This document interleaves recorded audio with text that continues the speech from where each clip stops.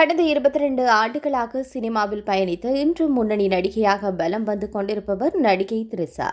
இவர் நடிப்பில் அடுத்ததாக திரைக்கு வரவிருக்கும் திரைப்படம் விடாமுயற்சி. ஐத்துடன் பல ஆண்டுகளுக்கு பின் இணைந்து நடித்துள்ளார். இயக்குனர் மகள் திருமேனி இயக்கத்தில் உருவாகியுள்ள இந்த படமானது வருகின்ற பிப்ரவரி மாதம் 6ஆம் தேதி வெளிவரவுள்ள நிலையில் இதற்கான ப்ரமோஷன் வேலைகளும் விறுவிறுப்பாக நடைபெறுகின்றது.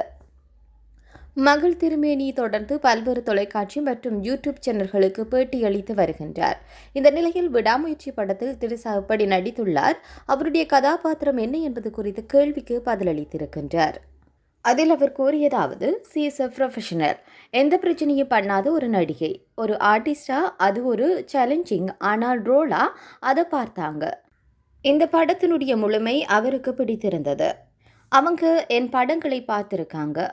அவங்களுக்கு மிகவும் மகிழ்ச்சி என்னுடைய படத்தில் வந்து நடிக்க வந்ததற்கு. அவங்களுடைய கதாபாத்திரத்தை திறம்பட உணர்ந்து அவங்க தனியொரு சென்சிபிலிட்டி கொண்டு வந்தாங்க என கூறியிருக்கின்றார்.